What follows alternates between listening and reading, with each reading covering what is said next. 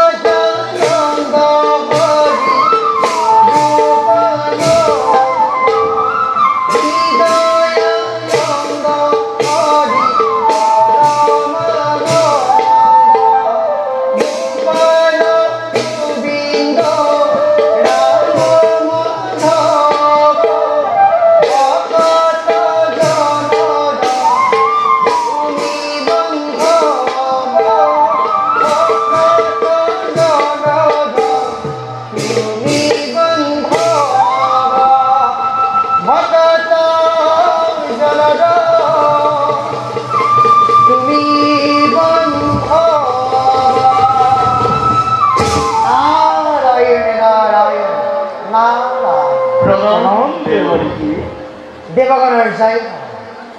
দেবরী আপনার আগমনে কৃতার্থ করিলে দেব সমাজ পবিত্র করিলে মোরে সম্রামতিপুর বার কৌশল দেবরী কি মৈত্র সংবাদ নারায়ণ মৈত্র সংবাদ হয় দেবরী শুনা দেবীন্দ আর যত অমর মুন্দরিক স্থির হয়ে শুনা মোরবাণী অচিৰতি আহিব প্ৰবল ধুমুহা অচিৰতি আহিব প্ৰবল ধুমুহা সৰগ ঘিৰাই অমৰাৱতীত মিলিব পৰই স্বৰ্গত মিলিব বিপদজয়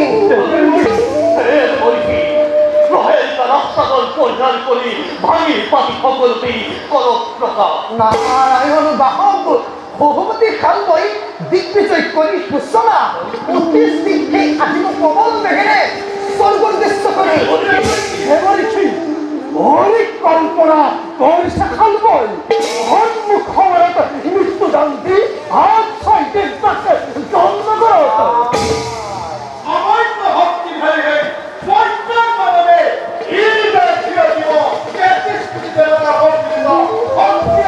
নারায়ণ নারায়ণ পুরা হেরা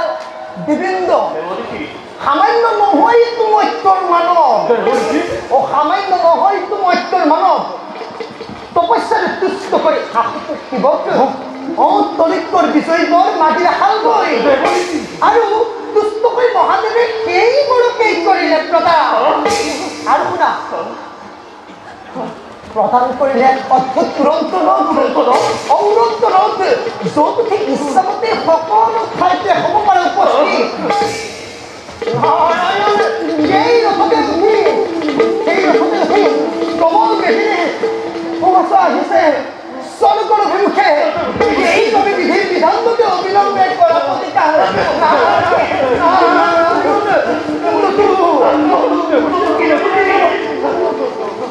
কি হৰিত শৰণ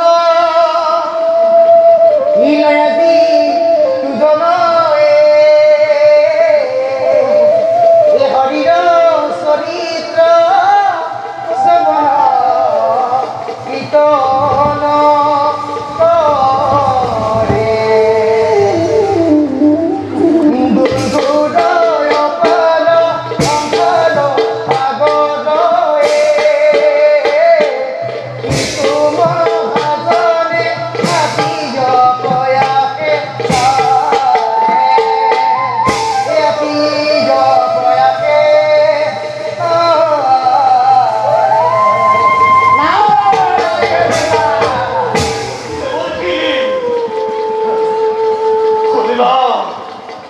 দেবগণ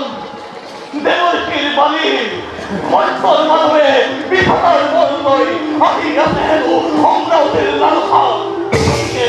গতিকে সাংবা দেবগণ বলুন